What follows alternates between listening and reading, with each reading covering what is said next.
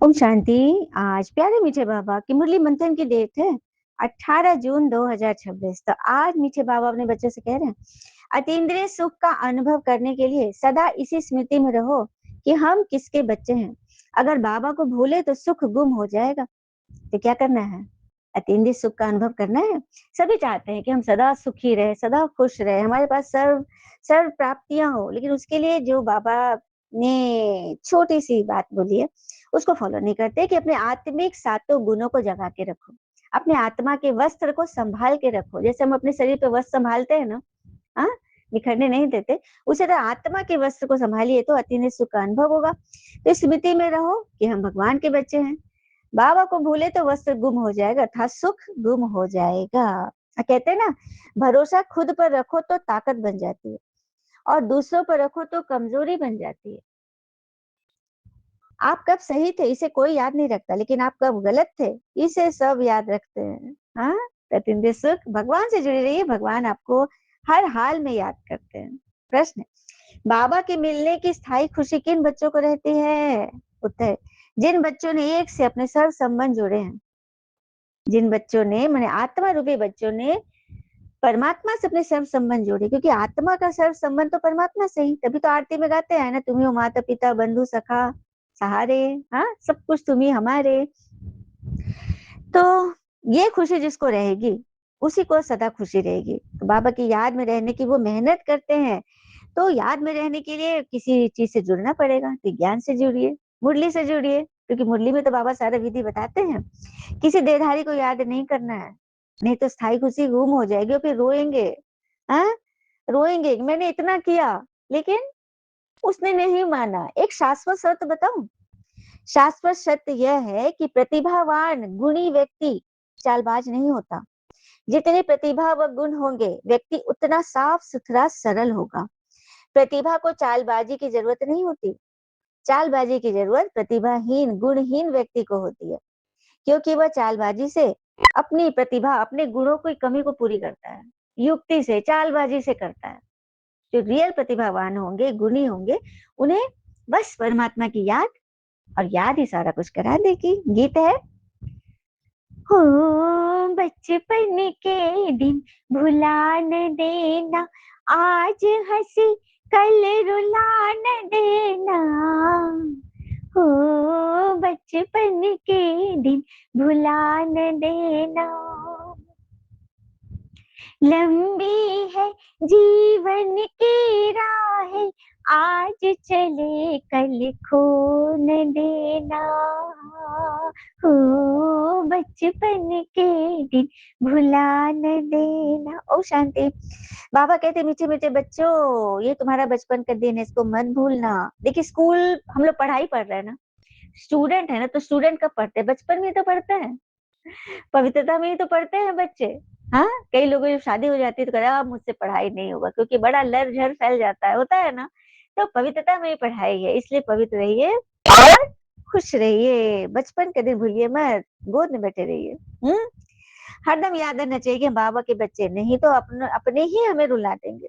हाँ, बातें ऐसी होंगी ना, बस हम अपने ही फंस जाएंगे। कहते हैं, जो व्यक्ति अपने पथ पर अडिग रहता है उसे दोस्त तो क्या, दुश्मन भी दिल ही दिल में दाद देते हैं। दुश्मन भी उसकी सलामी ठोकते हैं पीछे में। अरे वाह, ये तो बज्जड़ है भाई, अपने उसूलों पे पक्का है, इसको तो कोई हिला नहीं सकता। देखे, तो हमारा पथ है ज्ञान का पथ।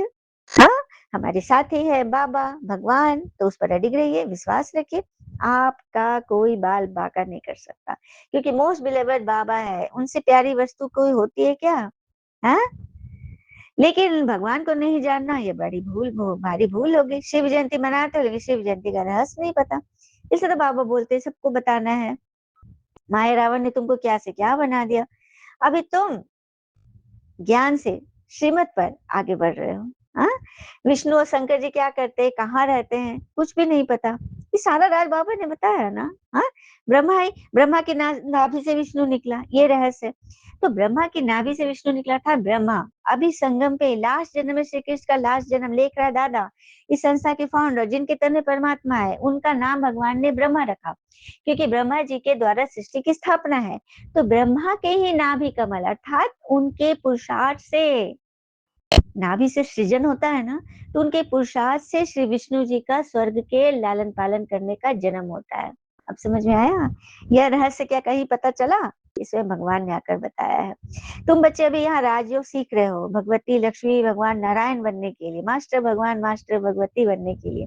हाँ, और फिर त्रेता में श्री राम बनते हो। 8 जन्म सत्युग पूरा करके फिर राम सीता के राज में त्रेता में आ जाते हो। ये सारा ज्ञान, पूरे चक्र का ज्ञान भगवान ने तुम्हें बता दिया। और बाबा ने ये भी बोला, लोग कहते हैं ज्योति ज्योत में मिल जाए, ये तो हो ही नहीं सकता, आत्मा का नाश नहीं हो सकता। हाँ, और हाँ, कोई मोक्ष को भी नहीं पा सकते, मोक्ष भी भगवान ही आकर ही देंगे, क्योंकि घर का रास्ता किसी को पता ही नहीं है। हाँ, बाबा कहते पहले पहले तुम सतो प्रधान थे, फिर अब गिरते गिरते तुम प्रधान बन गए। तो जंगलों से लौट कर आए, बड़े बड़े महल बना लेते साधु संत, तमो प्रधान बन गए। तो जंगलों में जाके, कंदराओं में जाके तपस्या किया, लेकिन वापस आकर फिर धन वैभव में जुड़ गए। माया ने सारा होश ही खो दिया, खरीद लिया। हाँ, विवेक शून्य हो जाता है। जैसे कि देखिए ना, एक पेड़, पेड़ उसे वक्त तक पेड़ कहलाता है जब तक उसमें पत्ते होते हैं। जब सारे पत्ते झड़ जाते हैं तो वो ठूट कहलाता है। उसी तरह से साधु संत ने, आत्माओं ने, ब्राह्मण आत्माओं ने विज्ञान पूरा सुना, लेकिन जीवन में धारण नहीं किया, अपने पत्ते फल फूल खिलाए नहीं, आत्माओं की सेवा नहीं बढ़ाई, तो वो मात्र ठूट रह जाएगा, ज्ञान का ठूट ही रह जाएगा। जिससे किसी को कुछ मिल नहीं रहा है, प्राप्ति नहीं हो रही, उसके चेहरे चलन से किसी को दिख नहीं रहा है कि भगवान से पढ़ रहे, तो वो ठूट ही ना हुआ एक तरह से। तो सब हमसे चेक करे, क्या ऐसा हमसे ऐसा ही हो रहा है क्या, हम उल्टे कर्म कर रहे हैं? हम्म? तो बस समझना है, बाबा तो कहते हैं मैं निराकार हूँ, तो कैसे आकर बच्चों को राजयोग सिखलाओ? तो इस शरीर का आधार लेना पड़ता है। तुम पहले 16 कला, फिर 14 कला, फिर आगे 8 कला, और फिर 9 कला में आ जाते हो। हाँ, फिर बाबा कहते हैं सब कुछ भूल कर एक मुझे याद करना, इसकी बहुत मेहनत है। कोई तो 1% याद करते हैं, और कोई ½ % भी मुश्किल याद करते हैं। सुना बाबा रिजल्ट भाई 1% बोल रहे हैं बाबा। सोचिए, हम सब चेक करें कि क्या है हमारी स्थिति। हाँ, और देखिए यार, रिद्धि सिद्धि वाले भी बहुत है, हजारों मनुष्य उनके पिछाड़े पड़े रहते हैं। चमत्कार चमत्कार दिखाकर सबका मन मोह लेते हैं। तो चमत्कार से कोई स्वर्ग नहीं बन जाएगा, अपने अंदर आत्मा कल्याणी नहीं बन जाएगी, आत्मा के दाग नहीं मिटेंगे चमत्कार से, ज्ञान से मिटेंगे। हाँ, फिर बाबा बताते अभी तुम जानते हो, तुम हो ब्रह्मा वंशी, फिर देवता वंशी बनना है, इसलिए तुम पढ़ाई पढ़ रहे हो, फिर सीढ़ी उतरते उतरते फिर शूद्रवंशी बन जाते। अभी हमें 84 जन्मों की स्मृति आई है ना, ये चक्र भी याद करना पड़े। बाबा को याद करने से एवर हेल्दी एवर वेल्दी बनेंगे, पाप करते जाएंगे, चक्र को जानने से चक्रवर्ती बन जाएंगे। तुम जानते हो ये पुरानी दुनिया कब्रिस्तान बननी है। कब्रिस्तान पे एक बात बोलूं, आज जिस तरह से लोग निरामिष खाते हैं, कोई कह रही चलो आज कुछ खाते हैं वेज चीज, ये नहीं बोलना है, नाम मैं नहीं लूंगी, चलो आज वेज चीज खाते हैं, बड़ा टेस्ट कर रहा है, मन कर रहा है, लेकिन ये मत बोलिए, कहिए कि चलो आज किसी को मार के खाते हैं। कैसा लगा सुन के? किसी की जान ले लेना, आपको प्रोटीन देने के लिए किसी को मरना पड़ रहा है, ये कहाँ तक उचित है? क्या भगवान इससे खुश होंगे? कभी नहीं। आपको अच्छा नहीं, कई लोग कहते हैं हम तो सब खाते पीते, हम तो मौज में, ये आप पिछले जन्मों का खा रहे हो, लेकिन अभी अगर आप वेट खा रहे हो, वेट कर रहे हो, तो उसका भी एवजा तैयार हो रहा है, और वो मिलेगा लास्ट समय, जब आपका शरीर निढाल हो जाएगा ना, चारों तरफ से बच्चे कच्चे सब अपना विदेश और कहीं कहीं बस गए, उस वक्त आपका ये गठरी सामने आ जाएगा। या तो खान पान का आएगा, या व्यर्थ विचारों का आएगा। बहुत लोग शुद्ध भोजन भी करते हैं, लेकिन फिर भी मन में शुद्ध संकल्पों का भोजन नहीं, किसी को प्रेम सुख शांति नहीं दी, आपसे किसी को कुछ अच्छा नहीं लगा, आपने किसी को सुख नहीं दिया। हाँ, तो वही सब आपका लास्ट में गठरी बनकर आपके अंतिम जीवन में वो आएगा। इससे बचिए, बचिए, अभी भी समझ है, इसलिए तो मैं मुरली में भी ये सब बात बताती रहती हूँ। नहीं तो आप लोग कहेंगे दीदी आपको पता था, आपने बताया क्यों नहीं? इसलिए बीच बीच में ये बात बताती हूँ, तो आप सब मंथन से जुड़े रहिए, ठीक है? बाबा पुरुषार्थ कराते हैं, बच्चे मुझे याद करो, याद वही कर सकेगा जो शुद्ध भोजन खाएगा। देखिए, लहसुन प्याज की उतनी जरूरत नहीं है, वो तो बहुत ही ऊंची अवस्था होगी। आप कम से कम निरामिष भोजन का त्याग कीजिए, नहीं तो ये ज्ञान अंदर जाएगा ही नहीं। अगर आप खा रहे तो प्लीज इस ज्ञान से डिस्कनेक्ट हो जाए, क्योंकि अंदर को जा ही नहीं रहा है, चिकना घड़ा उल्टा घड़ा, तो फिर फायदा क्या? फायदा क्या? दो नाव में क्या कोई पैर रख सकता है? हाँ, क्या और खिंचा जाएंगे, चिथड़े हो जाएंगे, आप नहीं संभल पाएंगे, डूब जाएंगे। इसीलिए अपनी अपनी बुद्धि चलाइए। अच्छा, मीठे बच्चों प्रति भगवान की नमस्ते। हम बच्चों के भी प्यारे बाबा को नमस्ते। धारणा के लिए मुख्य साहब, पहली पॉइंट, कभी भी किसी बात में छुई मुई नहीं बनना है। ईश्वरीय बचपन को भूल मुरझाना नहीं है। इन आंखों से जो कुछ दिखाई देता है उसे देखते भी नहीं देखना है। दूसरी पर, एक बाबा की याद में ही कमाई है, इसलिए देहधारी को याद कर रोना नहीं है। फल्ला ने ऐसे किया, फल्ला ने वैसे किया, मैं तो इतना हूँ। एक बात बताऊं, जो व्यक्ति दूसरों के लिए सोचता है ना, भगवान उसके लिए सबसे पहले सोचता है। जैसे कि अभी मैंने बताया था ना, आग लगी थी होटल में, कितने लोग मरे, और कुछ समझदारी से कैसे बचे, वो जो तौलिया जो सब कुछ लगाया, आपने सुना ना इसके पिछले वाली मुरली में। एक व्यक्ति, एक बहुत बड़ा सेठ, गद्दों का व्यापारी, उसने कहा व्यापार तो फिर खड़ा हो जाएगा, लेकिन इंसानी जिंदगी नहीं, एक बार जो चली गई तो वापस नहीं आएगी। उसने अपने 2 लाख के गद्दे सड़क पर बिछा दिए, हाँ, ताकि ऊपर से जो खिड़की से कहीं से कूद रहे हैं तो वो सड़क पर कूदे। गद्दे, मोटे मोटे गद्दे, 2 लाख के गद्दे बिछा दिए। बिल्डिंग से कूदते लोगों की जान बचाने के लिए इस व्यापारी ने अपना अपना दाव लगा दिया। इसने दाव लगाया नहीं, इसने पा लिया, इसने बहुत कुछ जमा कर लिया। तो ऐसा बनना है, ठीक है। वरदान है, श्रेष्ठ मत के आधार पर मायावी संग दोष से परे रहने वाले शक्ति स्वरूप भव। श्रेष्ठ मत के आधार पर जो मायावी संग दोष से परे रहते, मायावी संग दोष पहले तो सबसे पहले खुद का होता है। खुद के क्या क्यों कैसे ही खत्म नहीं हो रहे, बैठ के तर्क वितर्क पढ़ रहे हैं, तो इसका मतलब मायावी संग है। उससे बचिए, तभी आप श्रेष्ठ मत देंगे, है ना। उस आधार पर चलिए, जो उसे परे रहेगा वही शक्ति स्वरूप बनेगा, हमेशा शक्ति स्वरूप रहेगा। बच्चों की एक कंप्लेन रहती है कि संबंधी नहीं सुनते, संग अच्छा नहीं। कई एक आत्मा का अनुभव मैंने बताया गया, दीदी मैं झुक के चलती हूँ तो लोग कहते हैं कि तुम तो गिर के चलती हो। अरे कोई बात नहीं, जिसके अंदर जैसी दृष्टि वैसी उसको दिखाई देगा। जिसके पास जो माल है वही तो वो खर्च करेगा। उसके पास है ही नहीं शुभ भावना शुभ कामना। आप अच्छा कर, आप भगवान के लिए गिर रहे हो। फलदार वृक्ष को लोग लाठी मारते हैं, पत्थर मारते हैं, ईंटे मारते हैं, लेकिन वो आपको फल ही देता है। जिसके पास जो होगा वही देगा, कंकड़ पत्थर नहीं। इसलिए घबराना नहीं है। मायावी संग से बच जाए, अपने आत्मा के वस्त्र को बचा के रखिए, बस। शेष मत के आधार पर ज्ञान स्वरूप शक्ति स्वरूप के वरदानी बन अपनी स्थिति को अचल बनाओ। साक्षियों को देखो, ड्रामा में जो भी हो रहा है ये होना है, होना था इसलिए हो रहा है।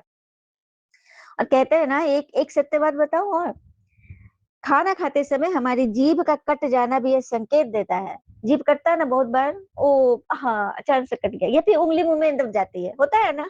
ये भी कितना अभ्यास है, हाथ से मुंह को ले जा रहे हैं, बचपन से अभ्यास कर रहे हैं, होश आया खा रहे हैं पी रहे हैं, चला रहे हैं चबा रहे हैं। लेकिन फिर भी कई वर्षों का अनुभव होने के बाद भी इंसानों से गलतियां हो जाती है। लेकिन गलती करके उसी गलती में पड़े रहना, अपने आप को जिससे सिद्ध करना, भारी गलती है। गलती करिए, भूले होते हैं, कुछ भूल को सबक लेकर आगे बढ़ना ही दिव्य पुरुषार्थ है। मैंने हजारों साल के मैंने मतलब कितने वर्षों का अनुभव के कारण भी जीभ दांत को काट देती है, मैंने दांत जीभ को काट देता है। तो घबराना नहीं, भूले होंगी, लेकिन उस भूल को अभूल बना देना है, भगवान से ज्ञान से जुड़ जाना है और निमित्त से समझकर आगे बढ़ लेना है। स्लोगन, कर्म योगी वह है जो कर्म के कल्प वृक्ष की डाली पर बैठ कर्म करते भी उपराम स्थिति में रहे। तो बनना है ना कर्म योगी। बाबा ने कभी नहीं बोला है, हाँ, कि कर्म भोगी बनो। भोग मतलब फालतू की व्यर्थ बात, इसका उसका करके कर्म करो। भोजन बना रही है माता, सोच रही है इसके लिए इतना बनाना पड़ रहा है, इतना करना पड़ रहा है, कभी नहीं समझता, कब समझेगा, क्या करूं, मुझे तो मन ही नहीं करता। व्यर्थ बात है। ये बच्चा पढ़ नहीं रहा है, बच्चा पढ़ चिंता कर रही है, पढ़ नहीं रहा है, पढ़ नहीं रहा है, क्या करूं क्या करूं। तो पढ़ नहीं रहा है ना, तो वही वाइब्रेशन डाले, बच्चा नहीं पढ़ेगा। देखिए, चाहे वस्तु है, जो भी वस्तु चीजें हैं, ब्रह्मांड है, वो सब हमारे वाइब्रेशन को पकड़ता है। छोलनी छोलनी कुकर और ये कढ़ाई हमारे शब्द नहीं समझ रहा है। भोजन, फल फूल सब्जियां हमारे शब्द नहीं समझ रहा, आटा, वो हमारे वाइब्रेशन पकड़ रहा है। हम जो वाइब्रेशन देंगे ना, वही वही उसको पका के देगा हमको, ठीक है। तो कर्म योगी बनिए, बाबा की याद में करिए, तो कर्म कर्म रूपी कल्प वृक्ष पर बैठे हुए भी आप उपरामी रहोगे, कभी फंसोगे नहीं किसी बात में। और कहते हैं ना, वही बात है, जब व्यक्ति अपने पथ पर अडिग रहता है तो दुश्मन भी दाद देते हैं, हाँ। इसीलिए ऐसा बनिए। अव्यक्त इशारे सदा हर्षित रहने के लिए, जैसे कोई की विशेष नेचर होती है, उस नेचर के बस न चाहते भी चलते, नेचर बन जाता है तो न चाहते हुए क्रोध कर लेता है, लोभ रख लेता है। उसको ठीक कीजिए, आत्मा के गुण को इमर्ज करिए, वो नेचुरल नेचर हो, प्रेम सुख शांति आनंद शक्ति ज्ञान पवित्रता, इसके अलावा कोई नेचर मेरा नहीं है, कोई गुण नहीं है। तब बनेंगे सदा के सहयोगी और बाबा के दिल के क्या बनेंगे, दिल में बसने वाले कर्मयोगी। ठीक है, अच्छा, ओम शांति। शुक्र मीठे बाबा व बाबा के प्यारे प्यारे बच्चे, ओम शांति।